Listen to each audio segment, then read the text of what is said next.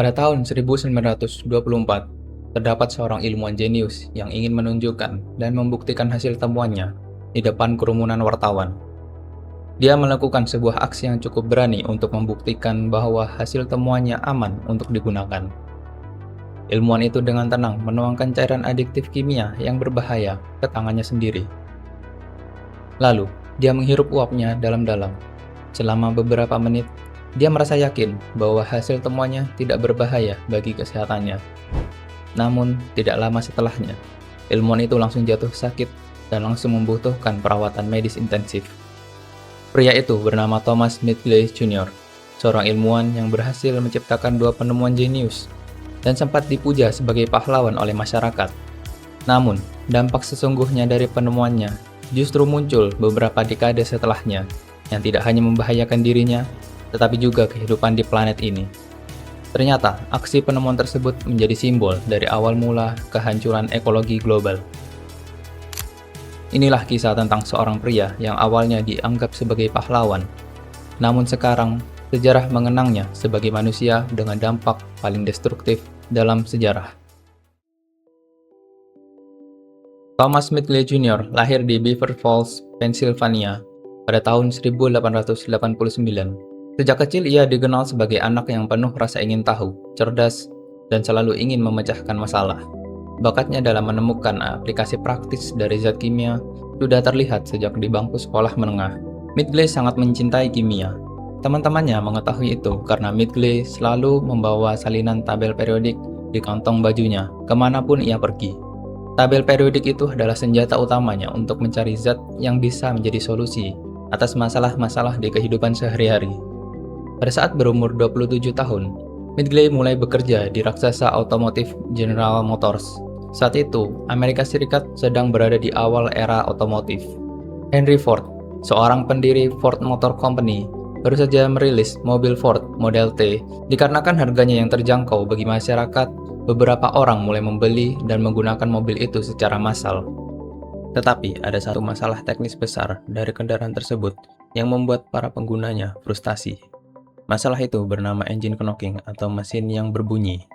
Hal itu disebabkan oleh kualitas bensin yang pada saat itu masih sangat rendah. Bahan bakar di dalam mesin sering meledak terlalu cepat sebelum waktunya. Akibatnya, mesin mobil berbunyi bising, bergetar hebat, dan lambat laun bisa hancur berantakan. Gerald Markowitz, seorang profesor sejarah terkemuka di City University of New York, menjelaskan bahwa pada awal era otomotif di Amerika Serikat tersebut, General Motors bersama Standard Oil dan DuPont sengaja bekerja sama demi mengembangkan mesin yang lebih bertenaga. Namun untuk mewujudkan hal itu, mereka terlebih dahulu harus memecahkan masalah terbesar terkait mesin yang terus-menerus berbunyi akibat rendahnya kualitas bahan bakar pada saat itu. Tugas berat ini akhirnya diserahkan kepada Thomas Midgley Jr. Di bawah arahan kepala riset GM yang juga penemu legendaris, Charles Kettering, Midgley pun mulai mencari tahu. Ia menguji ribuan zat berbeda secara metodis. Ia mencoba menambahkan arsenik, sulfur, hingga silikon ke dalam bensin, namun semuanya gagal. Sampai akhirnya, pencariannya mendarat pada satu senyawa ajaib, yaitu tetraethyl lead atau timbal tetraetil. Ketika zat ini dicampurkan ke dalam bensin, suara bising mesin langsung hilang seketika. Mesin menjadi halus dan jauh lebih bertenaga. Industri otomotif pun bersorak gembira dengan penemuan tersebut. Lalu produk ini diberi nama komersial yang terdengar keren, yaitu ethyl. Mereka sengaja menghilangkan kata lead atau timbal agar masyarakat tidak takut dengan produk ini. Bensin bertimbal ini pertama kali dijual di Dayton, Ohio pada tahun 1923. Dan dalam sekejap mata, produk ini sudah menyebar ke seluruh penjuru dunia. Namun, di balik kesuksesan yang luar biasa itu, terdapat rahasia yang mengerikan. Timbal merupakan salah satu racun paling mematikan bagi tubuh manusia. Tidak ada batasan aman untuk paparan timbal.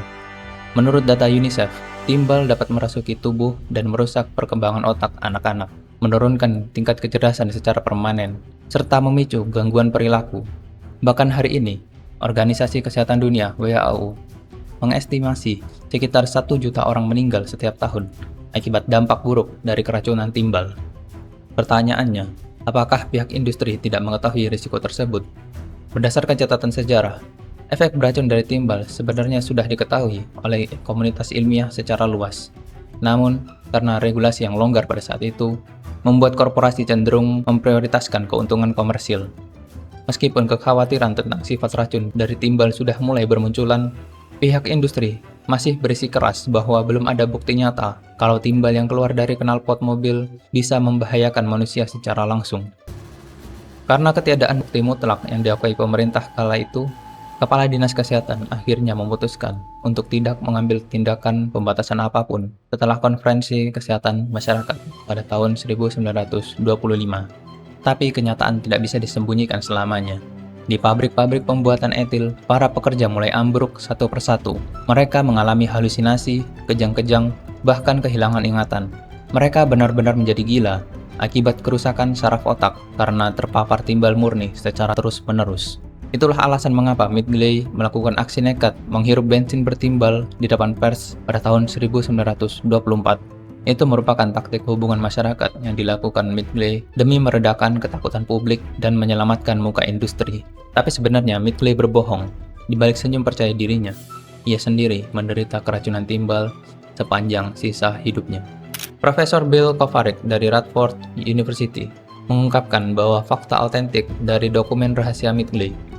Ia memaparkan bahwa dalam sebuah surat yang ditulis pada Januari 1923, Midgley sebenarnya sudah mengakui secara jelas kalau dirinya mulai mengalami gejala awal keracunan timbal. Profesor Kovarik menambahkan bahwa zat beracun tersebut tidak akan pernah bisa hilang jika sudah masuk ke dalam tubuh dengan jumlah besar, sehingga menjadi sebuah kecacatan jangka panjang yang sangat serius bagi Midgley. Jika Anda mengira satu penemuan mematikan sudah cukup bagi Midgley, Anda salah besar. Kisah ini berlanjut ke penemuan kedua yang tak kalah merusak. Jadi, pada akhir tahun 1920-an, industri kulkas dan pendingin ruangan menghadapi krisis besar lainnya. Gas pendingin yang digunakan saat itu adalah amonia dan gas beracun lainnya yang sangat mudah terbakar. Kebocoran kulkas di rumah seringkali berakhir dengan kecelakaan fatal yang tragis. Sekali lagi, atas dorongan dari catering, Midgley turun tangan. Dia menggunakan tabel periodik andalannya dan berusaha mencari pengganti yang ideal. Pada akhirnya, ia berhasil meramu zat baru yang revolusioner, yaitu freon, senyawa klorofluorokarbons pertama di dunia. Zat ini bersifat stabil, tidak beracun bagi manusia, dan tidak mudah terbakar. Pada tahun 1930, Midgley kembali menggelar aksi teatrikal ikonik untuk meyakinkan publik. Di depan penonton, ia menghirup gas freon ke dalam paru-parunya, lalu menghembuskannya untuk meniup lilin hingga padam. Aksi ini dirancang untuk menunjukkan keamanannya secara mutlak. Akibat dari aksi itu, freon menjadi sukses besar di pasaran. Pengguna AC melonjak tajam di seluruh Amerika Serikat. Setelah Perang Dunia Kedua, para produsen mulai rutin menggunakan CFC sebagai gas pendorong untuk berbagai produk konsumen, mulai dari obat nyamuk semprot hingga hairspray. Namun, ada satu hal fatal yang luput dari perhitungan Midgley. Gas CFC ini memang sangat stabil dan tidak berbahaya saat berada di bumi. Tapi, ketika menguap, zat ini terbang tinggi ke stratosfer dan bereaksi menghancurkan lapisan ozon. Hal ini baru diketahui pada pertengahan tahun 1970-an, 3 dekade setelah kematian Midgley, ditandai dengan lapisan ozon di atas Antartika yang berlubang. Lapisan ozon merupakan perisai atmosfer yang berfungsi menangkal radiasi ultraviolet berbahaya dari matahari. Tanpa lapisan ini, radiasi tersebut akan memicu kanker kulit, masalah kesehatan massal, serta merusak tanaman dan hewan. Jika dibiarkan tanpa penanganan, lubang tersebut akan terus membesar hingga mengancam seluruh kehidupan di bumi. Sekali lagi, Midgley tanpa sengaja telah menciptakan senjata perusak ekosistem global. Pada tahun 1940, di puncak popularitas ilmiahnya, Midgley terjangkit penyakit polio. Penyakit ini membuatnya mengalami kelumpuhan total yang parah pada tubuhnya. Sebagai seorang penemu sejati yang otaknya tidak bisa diam, ia menolak untuk menyerah pada kondisinya. Di atas tempat tidurnya, ia merancang penemuan terakhirnya, sebuah alat mekanis berbasis sistem tali dan katrol yang rumit. Alat ini dirancang agar ia bisa mengangkat tubuhnya sendiri secara mandiri dari tempat tidur ke kursi roda tanpa bantuan orang lain. Namun petaka justru menjemput pada tanggal 2 November 1944. Di kamar tidurnya yang sunyi, Midgley tidak sengaja terlilit oleh jalinan tali-tali dari mesin katrol ciptaannya sendiri. Karena tubuhnya yang lumpuh, ia tidak mampu melepaskan diri. Thomas Midgley Jr. menghembuskan nafas terakhirnya akibat tercekik oleh alat buatannya sendiri. Untuk waktu yang lama, peristiwa ini dianggap sebagai sebuah ironi tertinggi, seorang penemu yang tewas oleh penemuannya sendiri. Di akhir hidupnya, dunia belum menyadari dampak buruk penemuannya. Midgley dihujani penghargaan tertinggi. Dia mendapatkan berbagai macam penghargaan dan juga medali.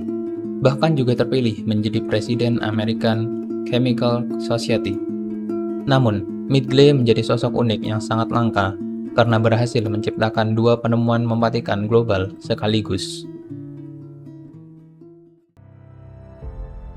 Satu abad telah berlalu sejak aksi demonstrasi Midgley di depan pers pada tahun 1924, dan bumi kita masih dalam proses terseok-seok memulihkan diri dari dampak buruk kedua penemuannya.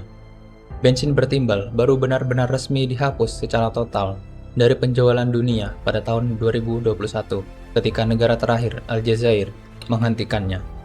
Namun mirisnya, zat aditif timbal beracun ini masih terus digunakan dalam bahan bakar penerbangan tertentu hingga saat ini. Kerusakan terhadap kesehatan kolektif dunia jauh lebih sulit untuk dikuantifikasi. Sebuah studi tahun 2022 memperkirakan bahwa setengah dari seluruh populasi Amerika Serikat saat ini telah terpapar timbal dalam tingkat yang berbahaya pada masa anak-anak mereka. Profesor Markowitz memberikan sebuah refleksi akhir yang sangat menyedihkan, di mana ia menekankan bahwa dunia tidak akan pernah tahu pasti berapa ratus juta anak yang tumbuh kembangnya telah dirugikan secara permanen akibat penemuan ini. Mengingat tidak ada tingkat kandungan timbal yang aman bagi tubuh manusia, peluang hidup bagi generasi muda selama setengah abad terakhir dipastikan telah menyusut secara drastis akibat terus-menerus menghirup debu timbal dari sisa gas buang kendaraan yang mengendap di tanah dan jalanan tempat mereka bermain. Namun, di balik awan gelap itu ada seberkas cahaya harapan. Pada tahun 1987, dunia bersatu menandatangani Protokol Montreal untuk menghapus total penggunaan CFC. Meskipun sempat ada laporan emisi ilegal baru-baru ini, kabar baiknya adalah lubang di lapisan ozon kita kini kian membaik dan diprediksi akan pulih total sepenuhnya dalam 4 dekade ke depan. Ini menjadi salah satu keberhasilan aksi lingkungan terbesar dalam sejarah manusia. Kisah Thomas Midgley Jr. adalah pengingat berharga bagi peradaban modern, bahwa sebuah inovasi teknologi tanpa disertai tanggung jawab moral terhadap alam hanya akan berujung pada bencana global jangka panjang. Niat baik dan kejeniusan saja tidak akan pernah cukup jika tidak dibarengi dengan kebijakan etis yang memikirkan masa depan bumi.